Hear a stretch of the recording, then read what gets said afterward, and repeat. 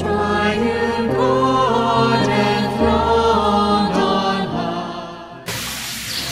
Ang mga banal na misteryo ay hindi ang mga bagay na imposibleng matalos o maunawaan. Ito ay ang mga banal na realidad na hindi natin magagawang unawain lahat. Mayroong mas malalim at tunay na napupukaw ng puso, napakahulugan ang pagsanggit natin ng ngalan ng banal na Santatlo, ang Ama, Anak at Espiritu Santo. Dito'y inaalala natin ang central mystery ng ating Christian faith. Isang basic doctrine ang banal na Santatlo. Alam natin na iisa lamang ang Diyos, ngunit may tatlong persona. Ang bawat isa ay may kakanyahan o distinct character from each other, bagamat pantay-pantay at iisa. Ang Diyos Ama ang ating tagapaglikha, ang may gawa ng langit at lupa. Sa simula't-simula pa, He already planned to raise us to a participation to a divine life. That is why He sent His only begotten Son, our Lord Jesus Christ. Si Jesus na ikalawang persona ay ang ating tagapagligtas at ang siya namang nagpakilala sa atin sa Diyos Ama. Mababasa nga sa Ebanghelyo ayon kay San Juan na sinabi ni Jesus, "Ang nakakita sa akin ay nakakita na sa Ama." Sinabi pa niya, "Ako at ang Ama ay iisa."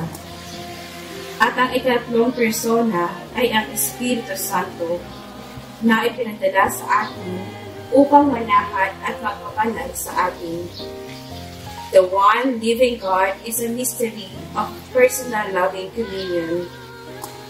Puspos ng pagmamahal at pagmamahalan ang banal na Santatlo. In the Trinity, the Father loves the Son loves the Father, and this mutual love is personified in the Holy Spirit.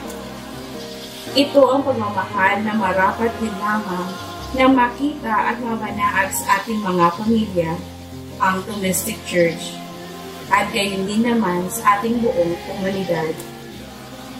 God's perfect love within the Holy Trinity na dynamically present sa pang-araw-araw na buhay nating mga Kristiyano bilang ultimate creative source, nakakapagpabanal na presensya at bilang ating huling patutunguhan o final destiny.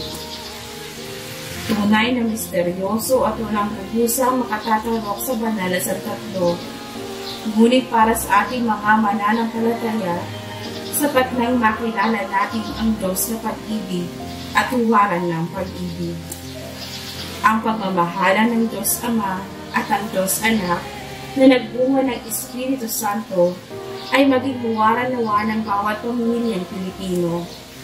May kakanyahan ngunit buo, iisa, nagmamahalan, at sabay-sabay na naglalakbay tungo sa Diyos na walang hanggan sa landas ng pag-ibig at kabanalan.